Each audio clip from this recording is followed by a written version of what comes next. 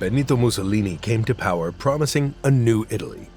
Instead, for more than 20 years, he ruled with absolute fear. But by 1945, his empire was collapsing. The war he had dragged Italy into had turned into a disaster. So he tried to run, but the country he had ruled was ready to catch him. And what followed was a brutal public execution that would leave a mark on history forever.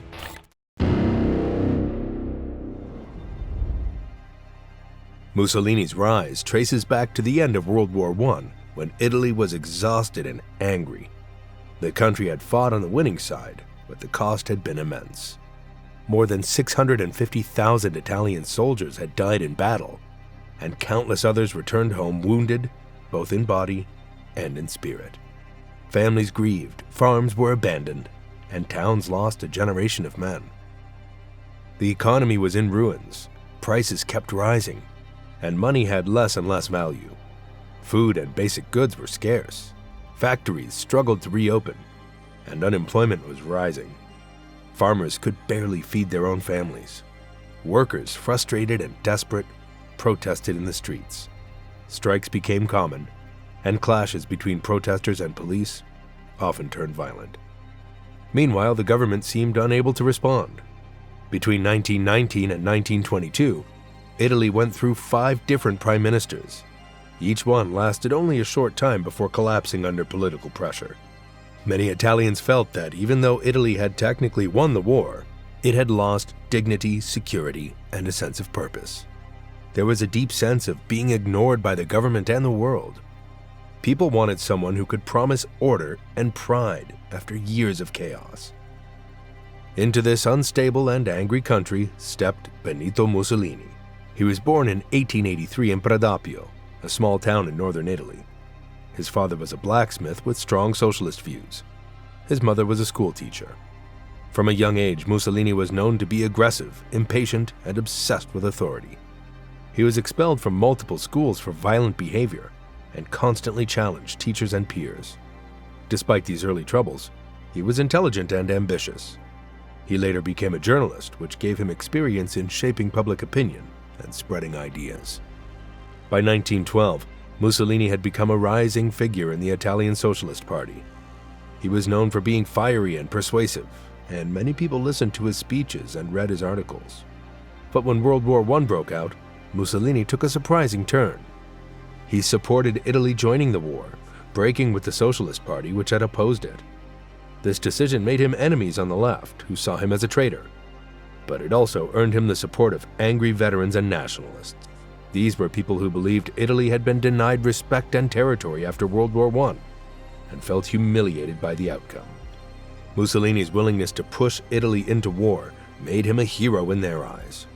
He gained recognition and influence, learning that his voice could command attention and that bold actions could win loyalty. In 1919, after the war ended and Italy was struggling even more, Mussolini founded the fascist movement. This new political movement promised order, strength, and national pride, and it attracted many who were frustrated by the government's failure. Mussolini's followers were known as Black Shirts. They didn't rely on peaceful protests. Instead, they used violence openly. They attacked socialists, trade unions, and anyone who opposed them. They disrupted strikes, burned political offices, and beat opponents in public. Police often ignored these attacks, and some local officials even supported them, quietly. Wealthy business leaders also backed Mussolini because they saw fascism as a way to stop worker uprisings and labor strikes. By October 1922, Mussolini was ready to take control of the country. He organized the famous March on Rome, bringing around 30,000 fascist supporters to the capital. The march was both a show of force and a political threat. Instead of confronting them with the army, King Victor Emmanuel III made a crucial decision. He refused to stop Mussolini and instead appointed him as prime minister. Mussolini was only 39 years old, yet he had achieved what many thought impossible. He now had the highest office in Italy, and the door to full control was open. At first, many Italians welcomed Mussolini. They believed he could restore order after years of chaos and instability. They were drawn to his confidence, his promises of national pride, and his promises of strong leadership. However, they did not yet understand the lengths Mussolini would go to maintain power. Over the next few years, he gradually dismantled the democratic system. Between 1922 and 1925, he used a combination of laws, intimidation, propaganda, and violence to eliminate opposition. In 1923, he passed the Acerbo law, which gave 2/3 of parliament seats to the party that received the most votes, even if it was not a majority. This allowed the fascists to dominate the political system. In 1924, when socialist leader Giacomo Matteotti publicly accused the fascists of election fraud, he was kidnapped and murdered by Mussolini's supporters. By January 1925, Mussolini openly claimed responsibility for all fascist actions and declared himself the sole ruler of Italy. From that point, Italy became a dictatorship. Political parties that opposed him were banned. Independent newspapers were shut down, and the secret police monitored everyday life. Critics were arrested, beaten, exiled, or killed. Children were taught to worship the state in schools, and adults were pressured or forced into fascist organizations. Loyalty to Mussolini became a matter of survival, and his title, Il Duce, meaning the leader, reflected the complete control he demanded over the nation. In the 1930s, Mussolini turned his focus outward. He wanted Italy to appear strong and powerful on the world stage. In 1935, he invaded Ethiopia, a country that was poorly equipped to resist modern weapons. The Italian army used planes, tanks, and even chemical weapons like mustard gas. The League of Nations protested, but there were few consequences, and Mussolini realized he could act aggressively with little fear of punishment. Around the same time, he developed a closer relationship with Adolf Hitler. Initially, Mussolini had been wary of Hitler, but isolation and shared ambitions led to the Rome-Berlin Axis in 1936. Mussolini then adopted racial laws inspired by Nazi Germany, discriminating against Italian Jews and removing them from schools, jobs, and public life. For a country where Jews had lived peacefully for centuries, this was a sudden and shocking change. In 1940, Mussolini joined World War II on Hitler's side, believing it would be an easy victory and a chance for Italy to claim territory and glory. Instead, Italy was unprepared. Its armies suffered defeat after defeat in Greece, North Africa, and the Soviet Union. Cities were bombed, civilians starved, and soldiers deserted. Support for Mussolini collapsed. By 1943, the situation was dire. On July 24th, the fascist Grand Council, which had not opposed Mussolini for years, voted to remove him from power. The next day, King Victor Emmanuel III acted quickly. He summoned Mussolini, dismissed him as prime minister, and had him arrested. He was taken away in secret, moved from one secure location to another, and eventually held at a mountain hotel called Campo Imperatori in the Apennines. Italy's new government began negotiating surrender with the Allies, and for a brief moment, it seemed Mussolini's story might end quietly in prison. But Adolf Hitler was not willing to let his allies simply disappear. He had relied on Mussolini's support and feared that without him, Italy might fully switch sides. Hitler planned a dramatic and daring rescue. On September 12, 1943, German commandos carried out a mission straight out of a thriller. Using gliders, they landed near Campo Imperatori, surprised the Italian guards, and freed Mussolini without firing a single shot. The former dictator was quickly flown to northern Italy. Once he was back, Hitler did not restore Mussolini to his former position of independent power. Instead, Mussolini was placed at the head of a new puppet regime called the Italian Social Republic, often referred to as the Salo Republic after the town where it was based. In reality, the German military controlled everything. Mussolini had the title of leader, but no real authority. During this time, northern Italy became a war zone. German forces hunted Jews, partisans, and anyone who opposed the Nazi occupation, while Mussolini's remaining fascist loyalists assisted in repression. Entire villages were destroyed in reprisals, and thousands of civilians were executed. By April 1945, Mussolini was no longer the powerful dictator he once claimed to be. His close alliance with Nazi Germany had dragged Italy into destruction instead of glory. The situation reached a breaking point, and partisans launched a major uprising in the north. These were ordinary Italians, workers, students, and former soldiers who had spent years fighting fascism and German occupation. That day, they liberated Milan and Turin, two of Italy's most important cities which had been under fascist control for a long time. Fascist officials fled in panic. Offices were abandoned. The regime effectively stopped functioning. Mussolini understood immediately what this meant. His government was finished, and no one was coming to save him. Mussolini also knew that if he was captured by the advancing Allied forces, he would almost certainly face a public trial as a war criminal. His role in dictatorship, repression, racial laws, and war would be exposed in front of the world. At 61 years old, weak, isolated, and deeply aware that his power was gone, Mussolini made a final decision. He would not surrender. Instead, he would try to escape. On the morning of April 25, 1945, as spring arrived in northern Italy, Mussolini quietly left Milan. There were no cheering crowds or speeches. He was traveling with a small group made up of loyal fascists and retreating German soldiers. The once confident dictator was now moving in secret, trying to stay unnoticed as the fascist system collapsed around him. His goal was to escape Italy altogether by reaching Switzerland, a neutral country that had not been involved in the war.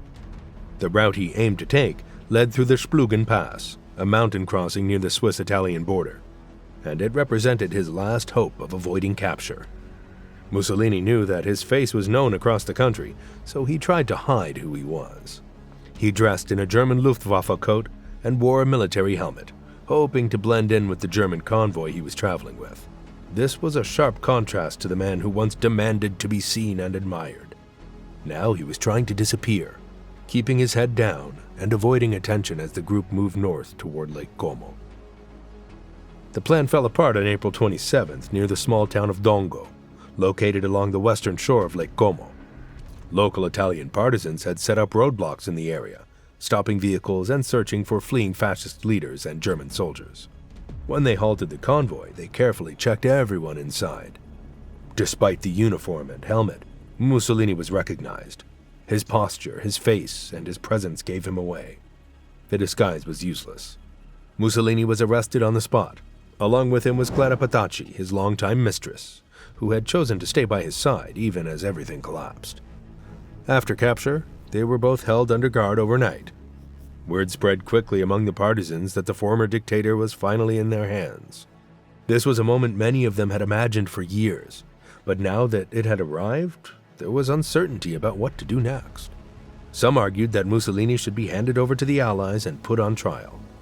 Others feared that a public trial would only create more danger. Fascist supporters were still active, and there was a real risk of a rescue attempt.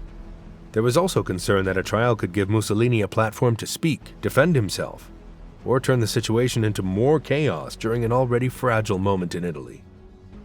By the morning of April 28th, a decision had been made.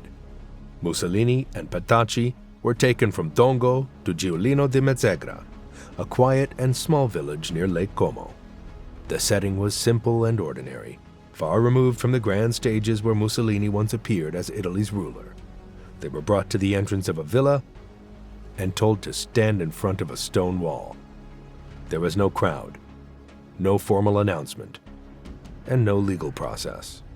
What happened next was fast and final. Italian partisans carried out execution by firing squad. Mussolini was killed in a matter of moments. Clara Petacci was executed alongside him. The exact details of who fired the fatal shots have been debated ever since. However, many historians believe that a partisan commander named Walter Audisio led the execution. The story didn't end with his death. There was no quiet removal of his body and no private burial. In the early hours of April 29, 1945, Mussolini's corpse, along with the body of Clara Petacci, was loaded onto a truck. They were placed beside the bodies of other high-ranking fascist officials who had also been executed. The decision to move them was deliberate. The bodies were driven south to Milan, toward a place that carried deep emotional weight for the people of the city. That place was Piazzale Loreto, a busy public square and traffic junction in Milan. The choice of this location was not accidental. 1 year earlier, in August 1944, German occupation forces had executed 15 Italian partisans in the same square. Their bodies had been left exposed for the public to see, meant to spread fear and send a message. For many Italians, Piazzale Loreto had become a symbol of humiliation, loss, and cruelty. Bringing Mussolini's body there was meant to reverse that message. As morning arrived, Mussolini's body was taken from the truck and thrown onto the ground.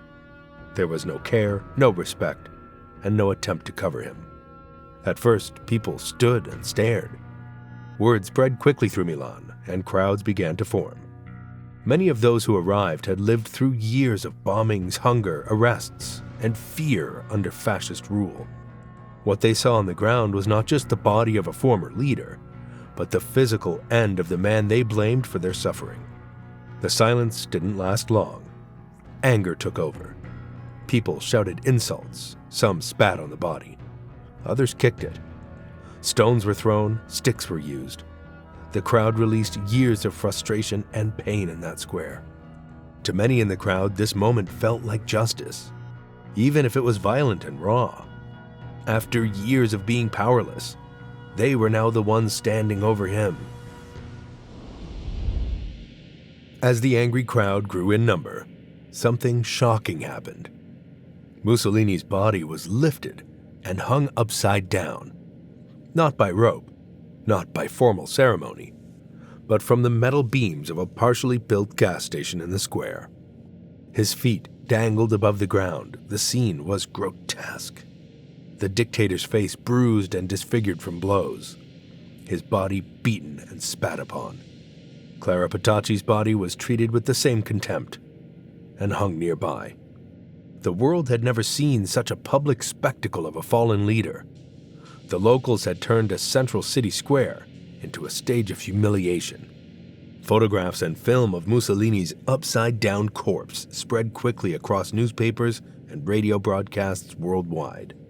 His humiliation and death became symbolic of fascism's fall.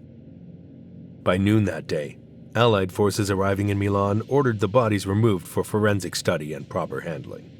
But the image was already etched into global memory. Soon after the public events surrounding Mussolini's death, the wider war in Italy came to an end. On May 2, 1945, German forces still fighting on Italian soil officially surrendered. This surrender marked the collapse of Nazi control in the country and signaled that the long and brutal fighting in Italy was finally over. Although the Second World War in Europe would not officially end for a few more days, it was clear that the outcome was decided. Allied troops continued moving through liberated cities, and for many Italians, the fear of occupation and constant violence was finally lifting. After years of bombings, food shortages, arrests, and executions, the feeling that freedom had returned was overwhelming. With the war ending, Italy faced a major question about its future. The country had been ruled for decades by a monarchy that allowed Mussolini to rise to power and stay in control. Many Italians blamed King Victor Emmanuel III for refusing to stop fascism when he had the chance. His decision to appoint Mussolini as prime minister in 1922 and his long silence during the dictatorship had damaged the monarchy's reputation beyond repair. After the war, trust in the royal family was gone. In 1946, Italians were given a choice about how their country should be governed. For the first time, the people were asked to vote on whether Italy should remain a monarchy or become a republic. Millions participated in the vote, including women who were allowed to vote nationally for the first time. The result was clear. The Italians chose to abolish the monarchy and establish a republic. The king was forced into exile, and a new political system began to take shape. This decision marked a complete break from the past. Mussolini was gone, fascism was defeated. The monarchy that had supported him was removed. Italy was starting over, trying to rebuild not just its cities and economy, but its identity as a country after years of dictatorship and war. More than 75 years later, Mussolini's execution in public continues to be discussed not just as a historical event, but as a powerful moment in human history.